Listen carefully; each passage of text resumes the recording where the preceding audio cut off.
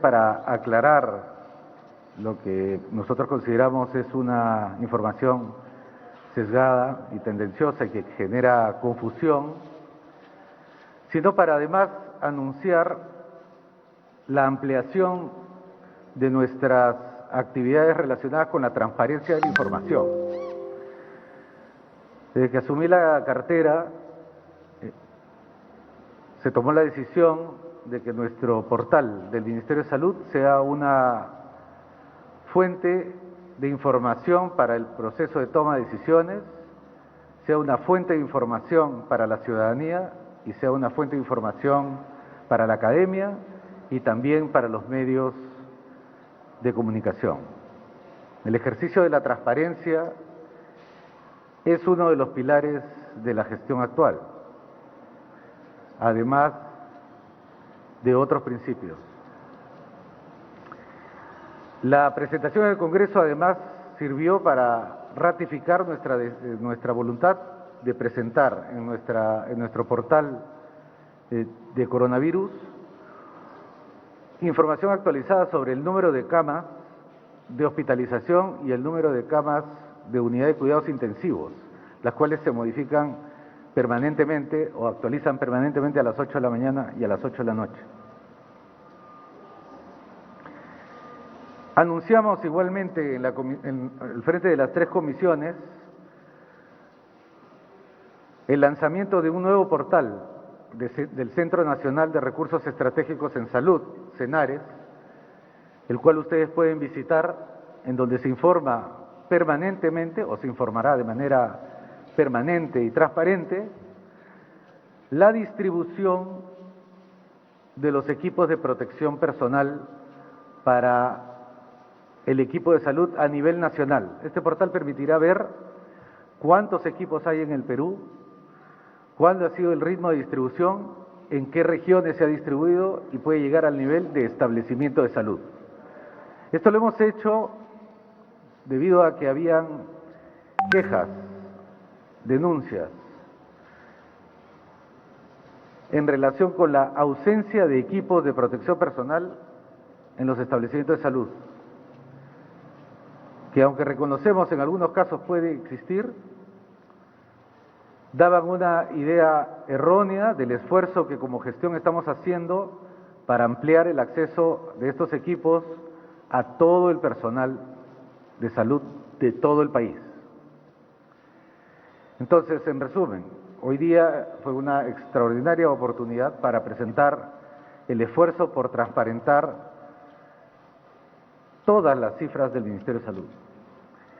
Informamos adicionalmente que no solamente los datos que maneja el Ministerio de Salud son ahora de fácil acceso, sino que los funcionarios y funcionarias de esta institución trabajan con 7 comités en los cuales participan 75 expertos de distintas áreas de las ciencias sociales, de la epidemiología, de las matemáticas, de la economía, de las ciencias de la salud, de la gestión sanitaria, de la salud pública, incluso de la producción, que trabajan con nosotros en 7 comités. Todos ellos, todas ellas, permanentemente tienen acceso a todas las fuentes de información que tiene el Ministerio de Salud y a través del Ministerio de Salud a todas las fuentes que otros estamentos del gobierno puedan tener y que necesiten para sus análisis. El ejercicio de la transparencia es un ejercicio permanente de esta gestión y creemos que es necesario para todo funcionario público. Es además una herramienta poderosa para luchar contra la corrupción.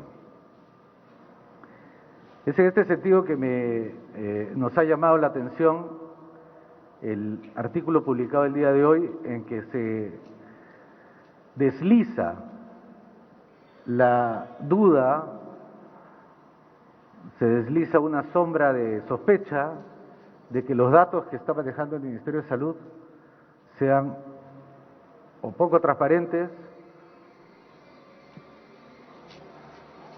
o manipulados, cosa que nosotros negamos tajantemente. Antes de poder solicitar las preguntas que ustedes tienen, yo voy a dejar con ustedes a la doctora Nancy Serpa, viceministra de Salud Pública, responsable directa, líder del proceso cotidiano de recolección de la data de todo el país en relación con COVID. Recuerden ustedes, colegas de la prensa, que nosotros somos un sistema fragmentado. Tenemos varias instituciones públicas y varias instituciones privadas. Recuerden también que somos una institución descentralizada. Tenemos 25 gobiernos regionales y por lo tanto 25 direcciones regionales de salud, más las 4 direcciones de salud de Lima. Y tenemos, como lo va a explicar la doctora Serpa, una inmensa cantidad de unidades de reporte de información, todos de distinta calidad, todos de distinta oportunidad, pero que vienen trabajando ya desde que yo ingresé al Ministerio de Salud. Ya existía ese sistema de información. Todos los años se ha ido mejorando, todos los años se ha ido tecnificando, todos los años se ha ido optimizando. Ese es el sistema de información en el cual la doctora Serpa va a explicar. Bueno, muy buenas tardes. En relación a lo manifestado por el señor Ministro de Salud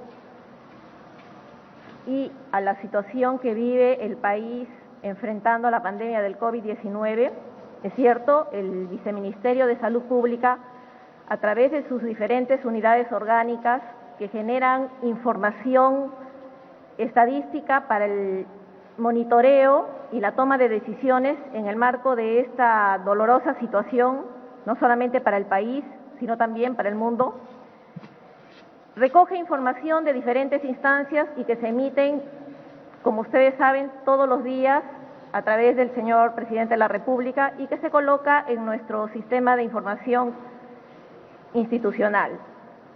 Se recoge información del Instituto Nacional de Salud, se recoge información del Centro Nacional de Prevención y Control de Enfermedades, el CDC del Ministerio de Salud. Y a lo largo del país tenemos las unidades notificantes de vigilancia epidemiológica, tanto en establecimientos del primer nivel como a nivel hospitalario. En ese sentido, en el marco de la pandemia, el Ministerio de Salud emitió los documentos que regulan la notificación de los casos sospechosos, la notificación de los casos confirmados y la notificación de las defunciones a través del Centro Nacional de Epidemiología, Prevención y Control de Enfermedades.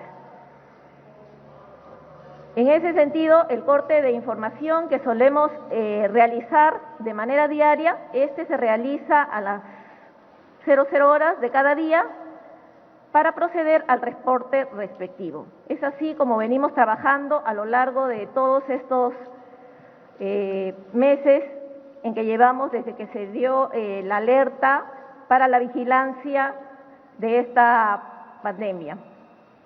Al día de hoy tenemos 854 defunciones registradas por el Centro Nacional de Epidemiología, Prevención y Control de Enfermedades. Esta información se recoge de la siguiente manera. Los establecimientos de salud, de acuerdo a las definiciones operacionales, públicos, privados o los de salud, reportan las defunciones a cada unidad notificante, tanto en Lima Metropolitana como en todas las regiones del país. Y esta tiene un proceso a cargo del personal de los servicios de epidemiología en que cruzan datos de la ficha epidemiológica y de la ficha de notificación por defunción. En ese sentido, lo que nosotros venimos informando es las defunciones y los fallecimientos con diagnóstico confirmado por COVID-19. Eso es lo que se reporta a nivel nacional y los diagnósticos, vuelvo a repetir, se dan como confirmados, sean con una prueba rápida o una prueba molecular. Y, lógicamente, con una investigación epidemiológica que lo hace el personal de campo en estos casos. Tenemos el Sistema Nacional de Defunciones, que es el sistema de registro de las defunciones y que desde el año 2017 se empezó a trabajar aquí en el Ministerio de Salud y que registra las defunciones por todas las causas. Lógicamente, este registro no tiene la minuciosidad que tiene el registro de la vigilancia epidemiológica en casos de epidemia o pandemia. El Sistema Nacional de Defunciones en estos momentos recoge data de defunciones por todas las causas. Y en el caso del COVID, tanto sospechosos y también confirmados. Si nos referimos a lo publicado por IDL en el día de hoy, efectivamente está recogiendo data de fallecimientos con diagnóstico de sospechosos. En estos momentos hay que tener en cuenta que nosotros estamos viviendo una situación especial. Desde hace ya más de 40 días, y que es el periodo en el que se ha empezado a recoger la información, tenemos una población en cuarentena, tenemos servicios de salud de alguna manera limitados, restringidos en su operatividad, tenemos población que probablemente no está llegando a recibir tratamientos de manera oportuna, sea por problemas en el traslado, sea por problemas de acceso a los servicios de salud. Y entonces esto origina que los registros de mortalidad en estos momentos todo esté referido al COVID. Eso es lo que se viene recogiendo en el SINADEF. Por lo tanto, de hecho, sí observamos un incremento de las defunciones con diagnósticos relacionadas al COVID. Por lo tanto, cuando hablamos de mortalidad en estos momentos debemos referirnos a muertes durante la pandemia, que es diferente decir a muertes confirmadas por el COVID-19. Para todos los países, no solamente para el nuestro, la data oficial de las defunciones o la mortalidad en la pandemia, y como viene sucediendo en los países que ya han pasado por lo peor de la pandemia, recién se están actualizando los datos, la data de las defunciones, los verdaderos registros, porque lógicamente tiene que contrastarse con mucha información que durante el propio desarrollo de la pandemia no se puede hacer. Por eso es que una vez que la pandemia o la epidemia desarrollada dentro de cada país baja o está llegando al final, es recién que se puede corroborar toda esta información que nosotros tenemos que actualizar en su momento. De hecho, como país lo haremos. Nuestras cifras, las cifras que venimos emitiendo de manera diaria son totalmente transparentes y así lo haremos también cuando tengamos que realizar la revisión de todas las datas de las defunciones. Estamos en estos momentos en todo el proceso de la pandemia, por lo tanto, nuestra atención está dirigida en todos los aspectos y principalmente a la atención de las personas. Eso es lo que yo puedo manifestar en estos momentos. Gracias. Muchas gracias, doctora Serpa. Además, el sistema de información que maneja el país no es un sistema de información aislado, como no es un sistema de información aislado el de un distrito, el de una provincia, el de una región. El sistema de información de nuestro país se interconecta con el sistema de información global a través de los acuerdos, de los tratados, de las convenciones, de las relaciones que tenemos con los otros países de compartir información confiable que nos permita tomar decisiones especialmente sobre enfermedades que tienen carácter epidémico. La información es muy valiosa para tomar decisiones en un país y para el mundo entero, más aún ahora que vivimos una pandemia de estas características. Para explicar cómo funciona el sistema y cómo es que funcionan algunos de los otros sistemas en términos de operación y qué dificultades estamos enfrentando, no solamente en Perú, sino en América Latina y en otros lugares, invitaría al doctor Rubén Mayorga, representante de la OPS-OMS, para ampliar sobre el tema. Sí, buenas tardes a todos y primero que todo quisiera expresar mi dolor y mi por todas las muertes que han estado ocurriendo en el país, tanto por COVID-19 como por otras causas. Y expresar también mi solidaridad con el personal de salud que está en este momento batallando contra esta nueva infección, esta nueva pandemia. Y efectivamente, como el doctor Zamora indica, todos los sistemas de notificación en el mundo están interconectados entre sí. El caso del Perú no es el único donde hay un subregistro de las causas de las defunciones, ¿verdad? Todos los países de la región tienen subregistro de las causas de defunciones. Y también decir que en este momento donde el sistema de salud está abordando la emergencia por el COVID-19, hay algún grado de menor funcionamiento del sistema de vigilancia epidemiológica en el país y, por ejemplo, todo lo que se relaciona con enfermedades prevenibles por vacunación también está sufriendo de algunas deficiencias. Eso lo comprendemos muy bien, ya que en este momento lo más importante, como dice la doctora Serpa, es atender a las personas que están enfrentándose con COVID-19 y que están pasando a tener formas moderadas y graves, las que están siendo atendidas en los establecimientos de salud designados en el país. Pero otro tema, y que a lo mejor quisiera hacer un paralelismo con lo que ocurrió con la emergencia de Guillain-Barré el año pasado, es que todo evento de este tipo se caracteriza porque cuando existe el evento hay un montón de problemas, el sistema tiene que adaptarse rápidamente para llegar al nivel que necesita estar para atender el problema, la emergencia, y que al final de dicha emergencia se hace como una autopsia o un examen de lo que ocurrió con la emergencia. Y en este caso, si bien nos va, a lo mejor el año entrante en algún momento podremos hacer este ejercicio. Entonces, sí entiendo que es muy importante estar vigilante a que los datos que se presentan sean los mejores, pero en realidad lo que ocurre ahora en todos los países del mundo, por ejemplo, es que hay un represamiento de los casos de defunción, en algunos casos porque los países han decidido hacer cremación de todos los cuerpos, y como esto no es posible porque nuestros sistemas no están preparados para hacer esto, pues se van represando estos defunciones, y es lo que ha ocurrido, por ejemplo, en Ecuador. Pero nosotros desde el inicio, como Organización Panamericana de la Salud y Organización Mundial de la Salud, recomendamos que para las defunciones por COVID-19 pueda haber una inhumación, y en el caso en que los países tengan esa costumbre, una cremación.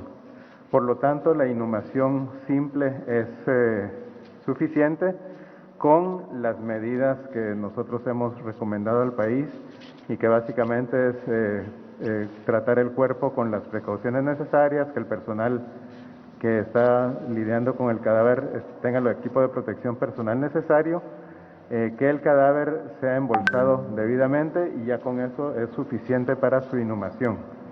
Al principio, por el hecho de que se creía que era necesario cremar a todos los cadáveres, pues hubo algún represamiento de casos, y es lo que ha ocurrido en países vecinos. Pero solo señalar finalmente que cuando se termine la emergencia tendremos la oportunidad de ver cuáles son las deficiencias que hubo, y se harán las recomendaciones para las siguientes emergencias, porque lamentablemente va a haber más. Y lo importante de esta pandemia por COVID-19, como el ministro ha dicho varias veces desde el inicio, es que permitirá al país diseñar su sistema de salud pública único para poder lidiar de una mejor manera con las pandemias que sigan ocurriendo en el futuro. Así que sin más, le agradezco por la palabra. Doctor Bayorga, muchas gracias. Finalmente, la doctora Macetti, le hemos invitado porque justamente la experiencia del equipo COVID, del comando COVID, ha significado un esfuerzo por unificar sistemas de información. No sería posible hoy tener la calidad del dato que tenemos en materia de camas y de unidad de cuidados intensivos sin el esfuerzo realizado por el comando COVID. que por primera vez en 80 años puede tener una aproximación muy cercana a la realidad de cuál es el número de camas que tenemos en el Perú para afrontar no solamente esta epidemia, sino para en general enfrentar todas las necesidades de salud que tenemos en el país. Doctora Mazzetti, por favor. Gracias, señor ministro. Buenas tardes con todos. Quisiera hablarles de las cifras. Las cifras en salud siempre son un estimado. Las cifras en salud se manejan con mucha precaución. Si uno desea marcar una cifra exacta, estaríamos en el punto en el cual una computadora haría diagnóstico y decisiones de terapéutica. Y eso no es así. El mejor equipo del mundo requiere de un ser humano que haga el análisis de los pros y los contras de la decisión y que vea todos los factores complejos. Las cifras en medicina siempre van a ser variables. Esta mañana escuchaba la preocupación de muchas personas que decían, pero el día pico era este, y el día pico era este, y el día pico era este. ¿Y cuándo nos van a decir cuál es el peor día? Eso no va a suceder. Les vamos a decir con mucha frecuencia, lo peor se calcula más o menos para acá. Hacemos cosas y lo peor se corre. Y ahora está en otro lugar. Y con eso puede parecerles a todos desconcertante, pero estamos comprando tiempo. O sea, a nosotros nos interesa que poco a poco las estrategias de gobierno que se hacen vayan ganando tiempo para que nosotros podamos responder en un sistema tan complejo como el que todos tenemos, con tantas debilidades que hay que decirlas. Les doy un ejemplo. Poder encontrar la cifra de camas hospitalarias. Hemos recorrido todo lo habido y por haber con mucha gente que nos ayudaba.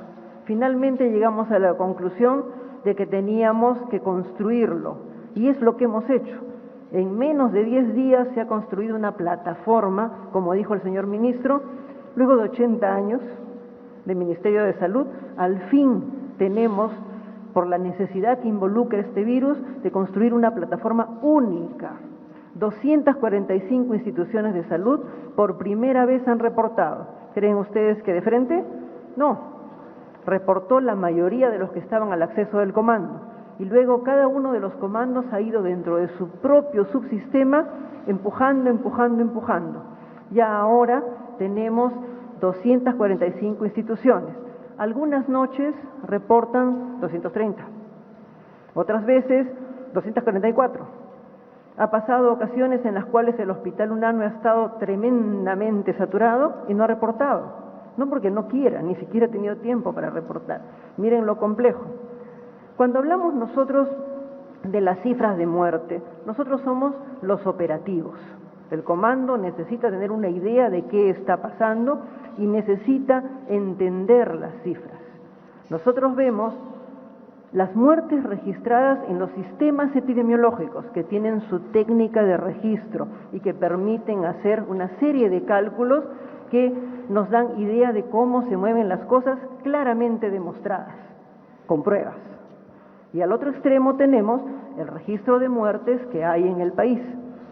Todas las personas fallecidas, hasta donde se pueda, se registran en el sistema informático de defunciones en el SINADEF. Si ustedes se fijan, muchos de estos registros, ¿qué tienen siempre? Un estimado oficial. Es decir, muchas personas cuya muerte no nos hemos enterado, no se han registrado, las iban a registrar y no las registraron, hicieron clic y no ingresó. Todos los sistemas tienen este asunto de estimados. Para empezar, esa es una debilidad de todos los sistemas que registran muerte. Además, en el registro actual, fuera del registro epidemiológico, que tiene que estar demostrado, tenemos nosotros lo demostrado y lo sospechoso. En este momento, cualquier persona que no ha muerto atropellada, asesinada, alguna cosa flagrante, es considerada sospechosa. ¿Por qué hacemos esto y por qué se registra así? Luego, saldrá en algún momento cifras que respalden esto mucho más. Estamos protegiendo a la población. Es preferible pensar que todo el que no tiene una causa COVID demostrada y no es muerte violenta es un sospechoso y tomar todas las precauciones. ¿Para qué? Para disminuir el contagio. Puede ser duro, puede saturarnos y puede asustarnos, pero es la mejor decisión para nuestro país. Nuestro comando se ubica en el término medio, es decir, tomamos nosotros las muertes que verdaderamente están certificadas con una prueba y tomamos de todo lo que está por encima de muertes sospechosas que figuran como muerte por COVID en nuestros sistemas de registro de defunciones y tomamos una media y eso nos permite a nosotros calcular, por ejemplo, las camas hospitalarias que necesitamos, por ejemplo, las camas de UCI que necesitamos. Creo que todos tenemos que reflexionar que en salud no existen cifras escritas en piedra. Miren ustedes cómo ha habido una serie de estrategias que se han ido implementando. Solamente el tiempo que hemos tenido un aislamiento social obligatorio, el primer tiempo ya bajó la curva, el segundo tiempo la bajó más, el tercer tiempo lo ha bajado un poquito más, pero ha entrado a tallar el desplazamiento de las personas sin seguir las indicaciones. Entonces, tenemos siempre cifras que no van a ser precisas.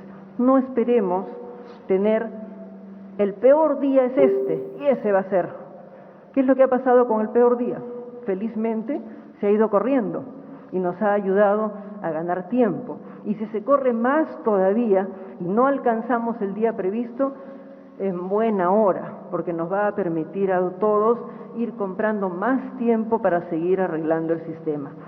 Todos estamos asustados, desesperados. Yo bromeaba con alguien que me hizo una entrevista y le decía, miren, el día en que yo me gradué, me dieron mi martillo de reflejos, yo soy neuróloga, me dieron mi martillo de reflejos, pero no me dieron una bola de cristal. No hay forma de predecir al milímetro. Siempre va a haber un margen de diferencia y eso es lo que todos tenemos que aprender a aceptar. Por un lado, ir viendo cómo se mueve la epidemia día a día. Por otro lado, ir viendo cómo las medidas que todos ustedes están respetando, miren la distancia que están manteniendo, ¿verdad? Miren las mascarillas, algunos con N95 que no es necesario, pero en fin, ¿no? Todo el mundo con su mascarilla, ¿verdad? Lo importante de eso es que estemos todos alerta y sigamos el movimiento. Lo preciso en medicina, así como todo el mundo esperaría, me temo que no es real. Lo importante es entender de dónde salen las cifras. Y si ustedes revisan un poquito más, van a ver que todos los países del mundo se mueven en el mismo sistema. Todo el mundo hace aproximaciones, toma registros fieles y registros que son sospechosos y en base a eso los sistemas se mueven. Recordemos que estamos todos construyendo un momento tan difícil y una respuesta entre todos. Y es muy importante que todos sigamos todas las indicaciones, porque mientras más las sigamos, ahí podríamos tener cifras mucho mejores todavía. Y mientras más reportemos, más cifras podremos tener. El día en que todos los que trabajamos para el Estado, en sus diferentes sistemas, y el día en que todos trabajemos en la parte privada y llenemos nuestros informes epidemiológicos y reportemos nuestro dato, vamos a tener cifras mejores, pero aún así jamás van a ser perfectas. Siempre nos movemos en un rango. Gracias. Gracias, doctora. Colegas, en resumen, y nos ratificamos, nosotros estamos tratando de, como una sola fuerza, de enfrentar una epidemia que no la habíamos visto jamás en nuestra historia, que además tiene como una de sus características es que se está viviendo en tiempo real, no solamente por los casos, las hospitalizaciones, las unidades de cuidados intensivos y los fallecimientos, sino por lo que ustedes lo viven en tiempo real en sus redes sociales. Y porque vivimos en un tiempo de esas características, nosotros necesitamos ser absolutamente transparentes con las cifras, que no quepa ninguna duda. Lo peor que nos puede ocurrir frente a una epidemia de estas características es, además del miedo, la sospecha y la duda. Nosotros, además, creemos que esta ha sido una gran oportunidad para todos ustedes y para toda la colectividad de conocer cómo es el sistema de salud. Lo que ustedes en esta edición se presenta, para nosotros es un fenómeno regular, todos los años, y ustedes tienen ese dato en sus manos, todos los años tenemos una cifra oficial en la que se reconoce una causa de muerte, otra cifra de muertes por registro civil y otro que son las muertes estimadas, porque para nadie en nuestro país es un secreto que hay un conjunto de personas que fallecen, no tienen un registro, no tienen forma de llegar al registro formal, no tienen forma de pagar un registrador y terminan incluso enterrando a sus familiares en un cementerio clandestino, aquellas personas que nunca aparecen en los datos. Hoy, en plena epidemia, vivimos una situación similar, en la que hay mucho mayor demanda en nuestros hospitales y, por lo tanto, los registros viven con las mismas características, exactamente las mismas características. Internacionalmente, el Perú se ha comprometido a registrar y a informar COVID positivo con prueba de laboratorio positiva.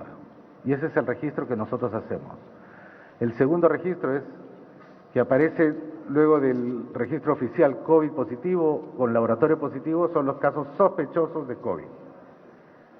Lamentamos que una edición periodística que respetamos no haya cerrado completamente el círculo y haya podido verificar que esta es una situación que enfrentan todos los sistemas de salud del mundo, incluido el del Perú, que el Perú ha estado haciendo esfuerzos por mejorar su sistema de registro, pero dadas las características del sistema de salud peruano, el registro sigue siendo incompleto, sigue teniendo algunas fracturas, que las estamos tratando de cerrar todos los días, como lo ha explicado la doctora Mazzetti. Nosotros, como gestión, ratificamos nuestro compromiso para salvaguardar la salud de todos los peruanos en esta situación, con responsabilidad y con transparencia. Estamos sentando las bases de lo que debe ser el nuevo sistema de salud público. Estamos sentando las bases de una nueva forma de entregar los servicios de salud en el Perú. Y la transparencia es una parte fundamental de esas nuevas bases. Muchas gracias. Muy bien, señoras y señores, a continuación iniciamos la ronda de preguntas a cargo de los señores periodistas, para lo cual se ha realizado previamente un sorteo a fin de establecer el orden correspondiente. Inicia esta rueda de preguntas Canal N, América Televisión, periodista Stephanie Medina. Muy buenas tardes, ¿qué tal? Stephanie Medina de Canal N, estamos en vivo. Si ya se ha mencionado que las cifras de fallecidos y las cifras en salud en general son estimados, ¿nos podría precisar cuál es el margen de error en la cifra de fallecidos que emite la sala COVID diariamente? ¿Cuál es el porcentaje de error si existe? ¿Cuánto es? Y si por favor, si me permite otra pregunta, estamos en el día 44 de la cuarentena, el día 22 habían 93 fallecidos, hoy hay más de 800. Estamos en el punto de la curva que se esperaba estadísticamente, ya estamos en la parte más alta y ¿qué es lo que va a seguir más adelante? Sí, doctor. Bien, respecto a lo reportado el día de hoy con 854 defunciones, aquí estas muertes, estas defunciones son las confirmadas, ¿no? Se ha hecho el cruce, la investigación epidemiológica, el cruce de información y este es el dato exacto que tenemos. Tal como lo han señalado las personas que nos acompañan en la mesa, definitivamente la verificación del dato en el tema de defunciones tiene que ser muy puntual. Por eso el cruce de la información entre la ficha epidemiológica, la ficha de notificación de la defunción y la prueba de laboratorio. Eso es un cruce de datos importante para poder tener el dato como confirmado. En este caso aquí no tenemos error, esas muertes son las confirmadas.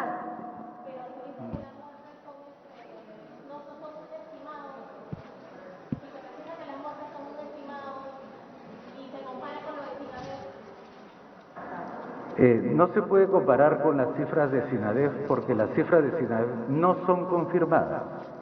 No tenemos forma, en este momento, tal y como le explicaba el doctor Rubén Mayorga, de poder confirmar todos los casos registrados en SINADEF, dado que en muchos casos estas personas incluso ya han sido cremadas. No tenemos forma de rescatar el dato ya retrospectivamente. Esa es la razón por la cual decirle un margen de error a estas alturas sin poder confirmar los casos no sería solamente irresponsable de mi parte o de cualquiera de nosotros, sino poco profesional, porque ese dato no es posible rescatarlo hacia atrás. Muy bien. Siguiente medio de comunicación, exitosa, periodista César Zúñiga.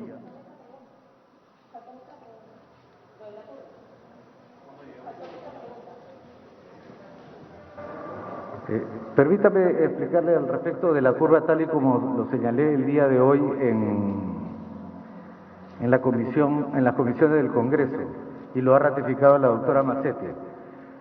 La dinámica de la epidemia adquiere una heterogeneidad muy fuerte en el caso del Perú, entre el norte, el sur y el propio Lima, y a lo cual se suma 160.000 personas que han sido inscritas para el desplazamiento. Esos factores están modificando las proyecciones que nosotros teníamos al inicio. Muy bien, siguiente pregunta, exitosa, periodista César Zúñiga. Buenas tardes. Con respecto a la situación en los penales, se ha garantizado 13.000 pruebas teniendo en cuenta la situación que vive. Sin embargo, la población supera los 90.000. ¿Se va a garantizar en todo caso el análisis a las personas, a los presos? Y en este caso si se va a aumentar o no, porque teniendo en cuenta que se ha confirmado que por cada contagiado podría contagiar a 3 más, entonces quiere decir que la cifra ahorita que podrían manejar podría ser de más. Ahora, semanas anteriores el gobierno y diversos especialistas anunciaron que la semana pasada íbamos a llegar al tope máximo, sin embargo ahora la doctora Mazzetti señala que no se puede indicar eso. ¿Ha habido de repente un error de comunicación ahí o de repente ya esperan una proyección exacta para saber cuándo va a ser los peores días de una cifra elevada? Y la tercera y última pregunta muy sencilla, están evaluando la recomendación del Colegio Médico que ha indicado que debería haber en este caso 3 días de no movilidad total como próximas en todo caso formas de prevención. Muchas gracias.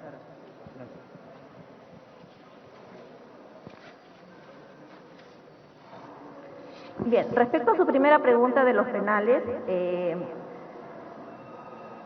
si bien es cierto, las pruebas rápidas entregadas al INPE son menores a las que de la población penitenciaria a nivel nacional, estas tienen que aplicarse de acuerdo con criterios epidemiológicos.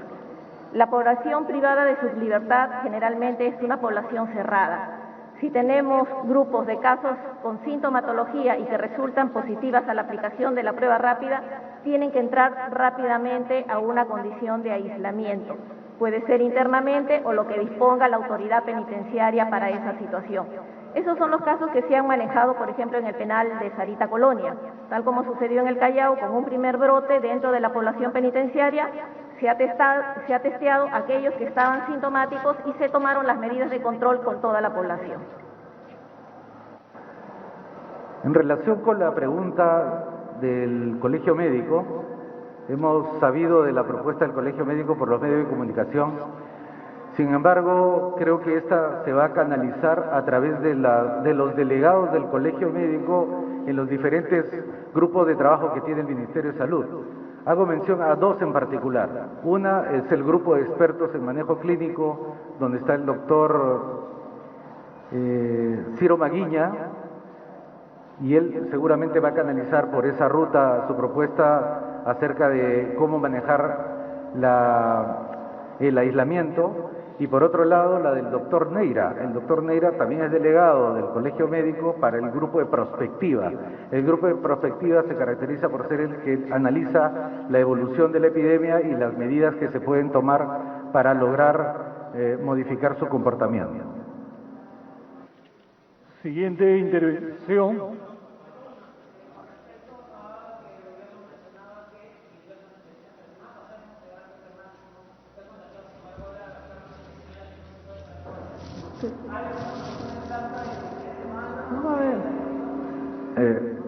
No respondí la pregunta porque ya la había respondido antes a la colega, en el sentido de que las variables que se utilizan para hacer las proyecciones son muy dinámicas. A esas variables se ha agregado el último proceso de movilización social de retorno a los hogares, y ahí se están cambiando los patrones de comportamiento de la enfermedad tal y como lo estábamos viendo. Muy bien, siguiente intervención. Convoca.b, periodista Luis Pérez. Señor ministro, señores funcionarios, buenas tardes. La primera pregunta es sobre que nos aclaren si es que en las muertes confirmadas que se difunden a diario se está considerando el fallecimiento confirmado, pero también aquel fallecido que tiene un resultado de prueba rápida serológica que podría generar dudas. Y si también se son considerados como casos positivos. A ver, si hablan de muertes confirmadas, ¿no?, o le difunden a diario, consideran entonces en esta cifra a un fallecido confirmado cuando solo se tiene resultado de prueba rápida. Y la siguiente también tiene que ver con el tema de los protocolos, ¿no?, de tratamiento a los fallecidos, porque hay muchas denuncias que nos han llegado como medio de comunicación de incumplimiento de directivas en el procedimiento funerario, donde funerarias privadas, ¿no?, o por ejemplo el crematorio de la policía del cementerio de Santa Rosa, no dejan entrar a los familiares, que son 2 familiares que tienen que entrar y no las han dejado entrar. Direza sacó un comunicado diciendo que va a haber un tipo de seguimiento, ¿no?, a estas denuncias, pero queremos saber si va a haber sanciones a estas funerarias. Y también sobre la falta de información a familiares sobre el estado de salud de los pacientes en UCI, porque hay gente que quiere saber cómo está evolucionando su familia. Y la familiar, y la última para terminar, ¿no?, es sobre el tema de Antamina. Antamina ha confirmado 200 casos COVID, y queríamos saber si ustedes tenían monitoreado en las mineras, en los campamentos mineros, cuántos casos han sido confirmados, si en este caso también hay fallecidos, y si también el MINSA tuvo conocimiento del traslado de un grupo de contagiados del campamento minero de Antamina en Huaraz hacia Lima. A ver, respecto a la confirmación de los fallecidos considerados como confirmados con COVID, puede ser con prueba rápida o con prueba molecular, no necesariamente las 2 pruebas. Incluso, por eso va la investigación epidemiológica, porque a veces puede darse el fallecimiento y el resultado de laboratorio salir unos días después, ¿no? Entonces, por eso se hace la investigación epidemiológica. Se cruza la ficha, el resultado del laboratorio, y entra a la data de paciente fallecido confirmado. La última pregunta que le escuché respecto a los casos de la minera Antamina, estos han sido, de alguna manera, han sido notificados y se está coordinando con el servicio médico que tiene la propia minera para el manejo adecuado de los pacientes positivos. Sí, si me permiten, sobre los asuntos vinculados con información. Los lugares donde están los pacientes que son positivos y tienen unidad de cuidados intensivos tienen un aislamiento especial. Nosotros les decimos el búnker. ¿Por qué? Porque el que ingresa allí permanece allí durante toda la guardia sin salir. y solamente se puede comunicar a través de sistemas inalámbricos, de tal manera que no haya ningún ingreso. A partir de acá, la información que se da es información telefónica. Doy un ejemplo. Ativitarte. Hay una persona que es la encargada de, revisando las fichas médicas, ver cuál es la evolución. Y aceptan a un solo familiar por teléfono. No es posible, uno puede tener muchísimos familiares, como comprenderán, y yo entiendo la desesperación, pero solamente se informa, al momento de ingresar la persona, se registra un teléfono y a ese teléfono se le da la información. Sería imposible, como ocurre en otros momentos, que viene el cónyuge, vienen los hermanos, es normal y hay tiempo, pero en este momento es imposible. Y miren ustedes las precauciones que tenemos que tomar para salvaguardar la seguridad del personal. Yo estoy absolutamente segura que deben haber muchas fallas en esto, porque la sincronización, y a veces ocurre en los hospitales grandes, que los médicos que están en el teléfono para informar tienen que vestirse y entrar corriendo a la UCI a ayudar, porque realmente nos están faltando cerebros y manos, o manos con cerebros, por decirlo de alguna manera. Gracias. Pero para complementar, en relación con el comportamiento del crematorio y de las empresas encargadas del manejo de los cadáveres, nuestra voluntad como Ministerio de Salud es que durante todo el proceso las personas que fallecen, así como sus familiares, sean tratados con dignidad y con respeto.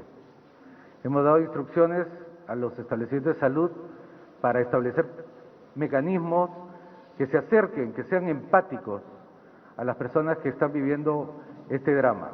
Pero además hemos tratado de hacerlo con algunas de las empresas funerarias que se encargan de manejar este tema.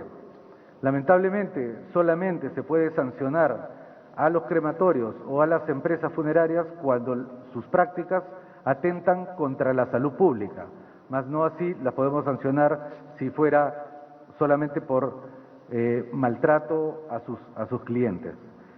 De todas maneras, mi calidad de autoridad sanitaria, y lo he hecho en anteriores oportunidades, y no tengo ningún problema en volverlo a repetir, si es que en algún momento de su atención las personas que han sufrido la enfermedad o sus familiares han sido maltratados, no han recibido el servicio que esperaban o ha sido de mala calidad, como autoridad y responsable del Ministerio de Salud, y esto ha ocurrido en nuestros establecimientos, nuevamente les pido disculpas. Siguiente intervención, Panamericana Televisión, periodista César Gallegos.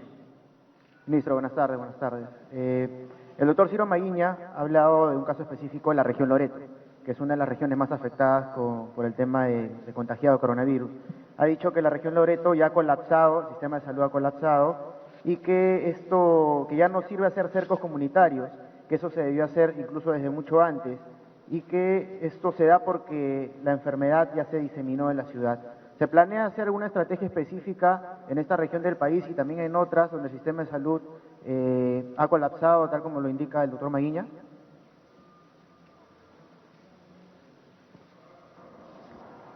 Algunos comentarios sobre la región Loreto. La región Loreto inició haciendo un trabajo muy interesante y ha hecho todos los cercos epidemiológicos que tenía que hacer. Es más, ha tomado precauciones especiales para interrumpir el tráfico fluvial que pudiera llevar la infección a nuestras comunidades de la Amazonía. Aparte de eso, ha hecho todo un sistema comunicacional.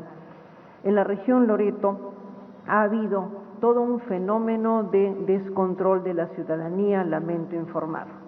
Acá todos los ciudadanos tenemos que ser responsables, porque recuerden, somos el enemigo y somos los soldados, y me temo que allí el enemigo ganó.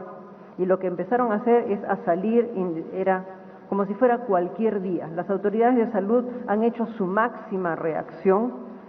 En Iquitos ha habido toda una unificación de los sistemas de salud, hasta los privados han participado, que tienen mucho que perder económicamente, porque ellos no tienen otro respaldo, y sin embargo todos participaron. Desafortunadamente, la circulación de la población ha sido tremenda, ha sido muy dura y no ha habido forma de que acaten las indicaciones. Ello ha determinado que se ha hecho un primer desplazamiento, un segundo desplazamiento y en este momento hay un tercer desplazamiento. Hemos retirado, no hemos podido aumentar los 20 ventiladores que ofrecimos este fin de semana en Atevitarte porque hubo que llevarlos a Iquitos. Y recién hoy día hemos logrado movilizar ventiladores para cumplir en Atevitarte. Entonces miren ustedes el esfuerzo tremendo que se ha hecho. Que el sistema está saturado, está saturado.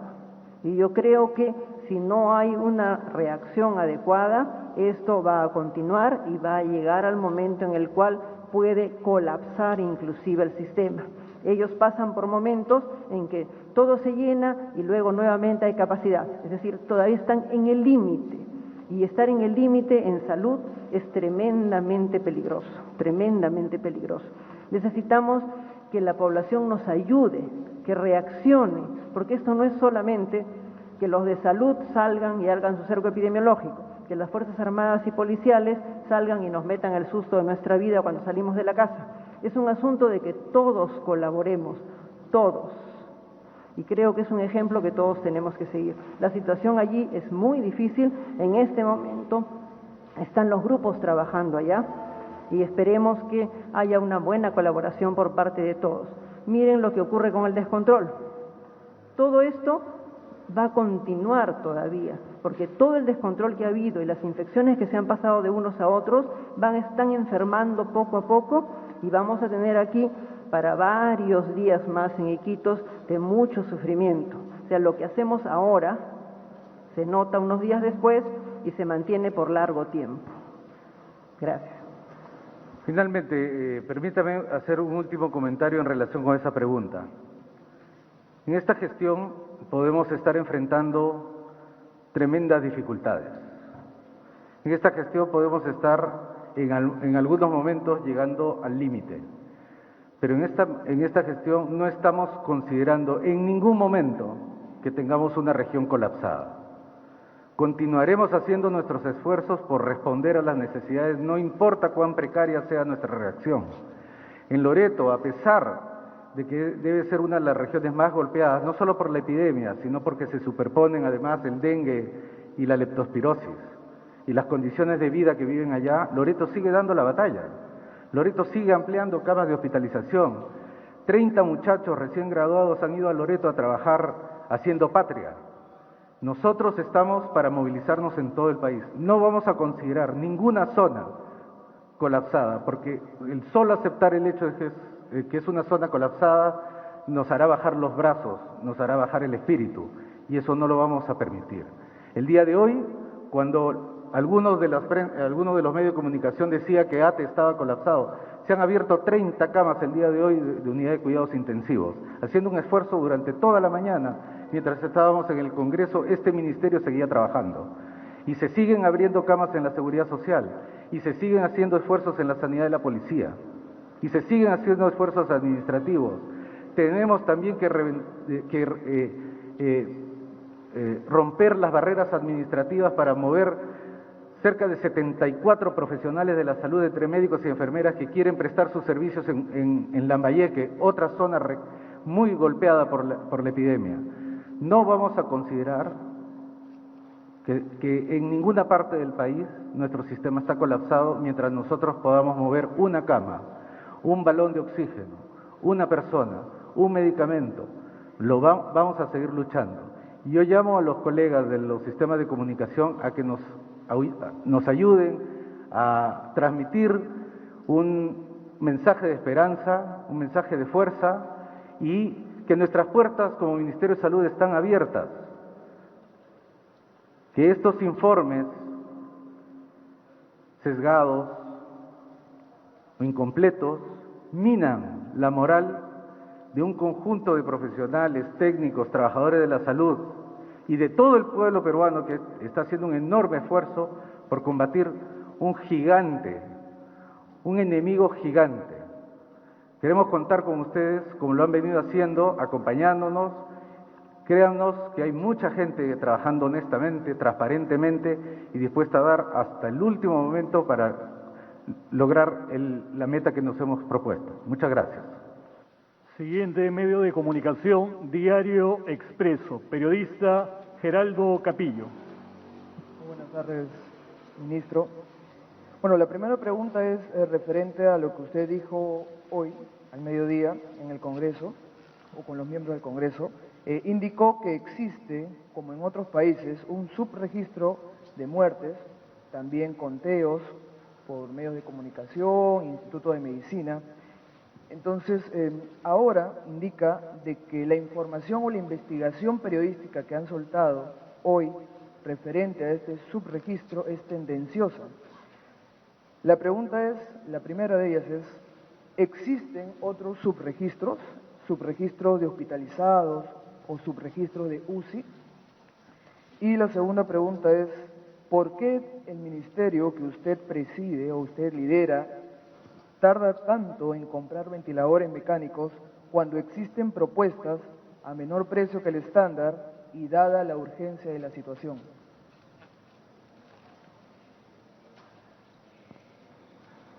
El tema de los registros ya lo hemos explicado. Los registros son variables porque nosotros tenemos un sistema con las perfecciones y las imperfecciones con las que vivimos.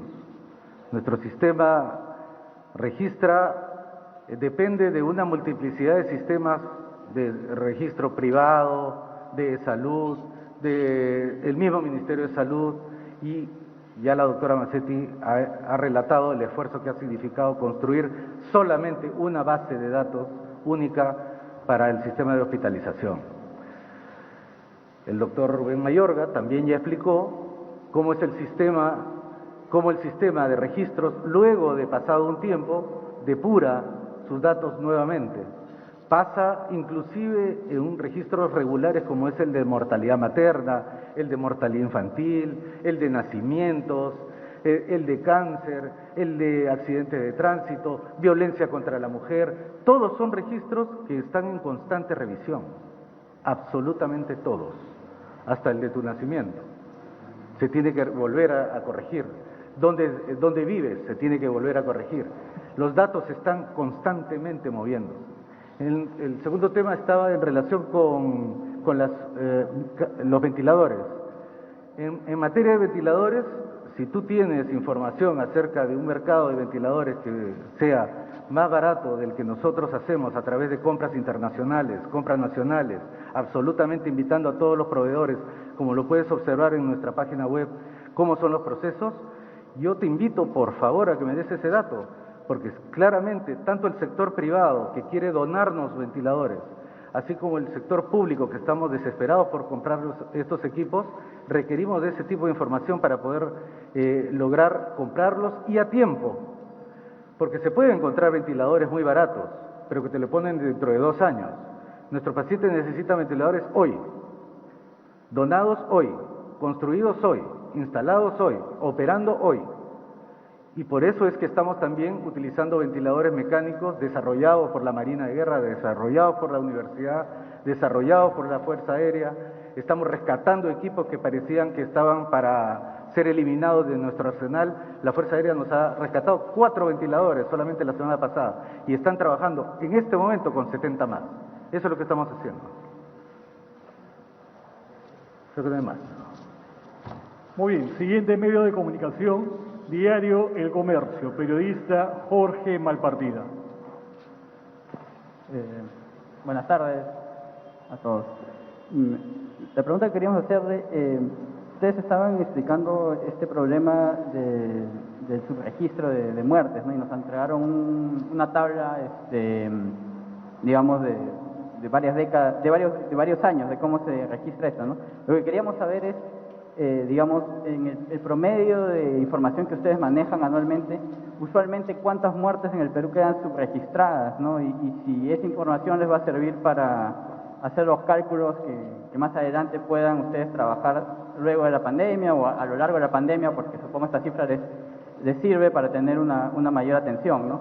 Y por otro lado, estamos viendo el número de muertos en Perú se está duplicando en menos días que en otros países, ¿no? Que tienen una peor situación en seguridad sanitaria, ¿no? Digamos, a cifras del 26 de abril, más o menos se está duplicando las muertes cada 6 días, ¿no? Entonces queríamos saber a qué factores obedece, ¿no? Tomando en cuenta que a comienzos de mes se había anunciado que se esperaba que esta cifra duplique cada 8 días, ¿no? Entonces queríamos saber qué es lo que ha dificultado que se logre esta meta que se había trazado, ¿no? Inicialmente. Gracias.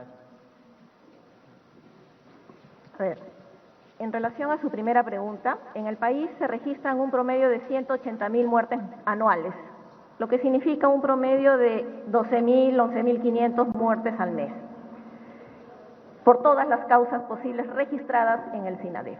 En este caso, vuelvo a repetir que para efectos de epidemia o pandemia se establece la notificación en el sistema de notificación de enfermedades, por enfermedad sujeta a notificación, como lo ha establecido la Organización Mundial de la Salud, a través del Centro Nacional de Prevención y Control de Enfermedades. Entonces, se sigue en este proceso. Los cambios y la variabilidad que se ven en el día a día depende del registro de la unidad notificante. En el país tenemos 8.000 unidades notificantes de vigilancia epidemiológica y son ellos los que transfieren la información. Ustedes habrán podido observar de repente que algún día una región dijo, no, esa no es mi cifra, o al día siguiente otra observó su cifra. Es porque van registrando en el día a día, no necesariamente el día que fallece lo notifican, porque eso depende de la capacidad de la unidad notificante, en este caso de las direcciones regionales de salud o de los establecimientos privados o el que notifique la muerte. Entonces, en razón a ello es que notificamos la información de las defunciones y son las que informamos. Es decir, no necesariamente lo que se informa en el día es que la muerte se haya producido el día anterior, que lógicamente la unidad notificante puede no estar al día en su notificación. Por eso, este espacio me sirve para invocar una vez más a todas las unidades notificantes que cumplan con el registro oportuno de la información. No solamente para la data de defunciones, sino también en los registros que tenemos para el manejo de esta pandemia, principalmente la de las pruebas de laboratorio, la de los sospechosos y de las defunciones, lamentablemente. Gracias. Quisiera complementar la respuesta, no complementar, sino agregar un dato que he obviado y siento mucho que siendo anfitrión en esta casa haya olvidado ser agradecido. Quisiera agradecer públicamente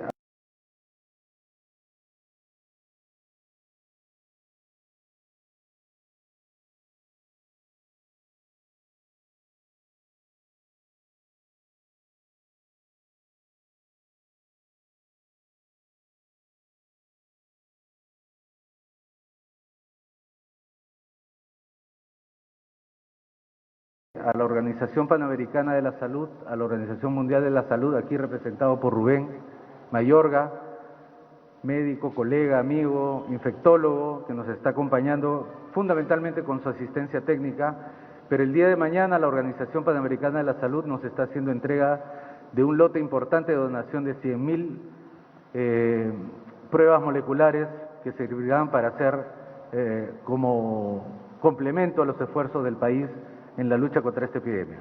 Muchas gracias. Muy bien, señores periodistas, hemos culminado la conferencia de prensa. Gracias, muy buenas tardes. Agradecemos la participación de nuestras autoridades.